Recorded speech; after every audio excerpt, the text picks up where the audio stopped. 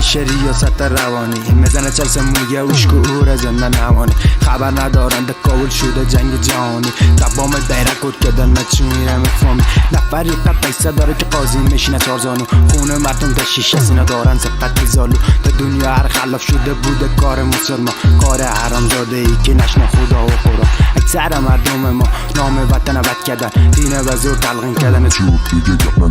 پدر برای یک لقمه نان قد طالبا می جنگه سبار و زولادا یتیم در سرکا می گرده بعض مردم هر از پر از زنج و درد و غمه و هر کس اعتراضی خوان تا سرش سری هوا بچه دودکا ده دستشو میزنه چکره آسا لب ساحل میگه کی میبینی نفره فکر و قدرت داریم ما لکین عمل نداریم گپ ما یکینیه و اتحاد ما نداریم هر روز جنگ و خونریزیه استراحت ما نداریم بازیچه سیاست و حمایت ما نداریم فرق ما ایه که دانه ما کده هر جا ریشه فکر میکنیم اولاد خوب تولیدی بسته نمیشه هدف باید یکی باشه همه با هم برابریم همه هموطنیم و با یک دیگه برابریم سر زبان فایت طالب چون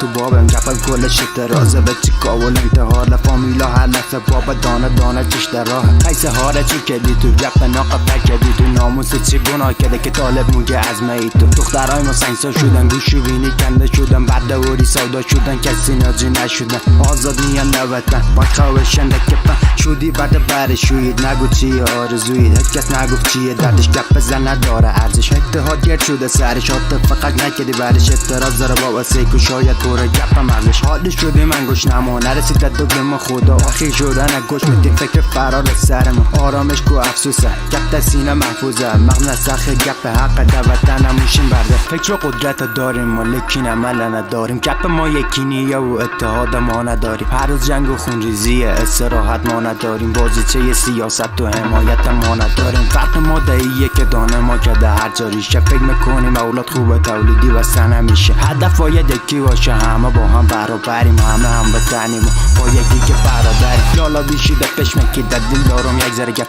طعم غریبی و قربت کلوم برا بارکت بچه بازی آسان حالی پیسه قمار حلال شد سیگریت تیر بار زد و چکس زده گنج شد حمایت بابش بود که بچه آجی کته شد فقر فرنگ فرا و بابا دین و مزه پیسه شد سبور روی اوت دره قفل و خسته نمیشه سیکو دم بورش که فاندک رگ مغز از ریشه از تولد تحتید بابا تالی کردیم تحمل دخترهای ما آزاد میگن حتی به چه شکابل خود و خون و خشونت تحمل کردیم ما در سر جای نماز هر روز دعای سر کردیم ما به نام افغانی بگی رق ما نمیخورن مهاجر کشی مد شد محترم که در دادن تا کشور همسایه ما خواستیم یک ذره آزادی ولی نصیب میشد بابا مهاجر آزادی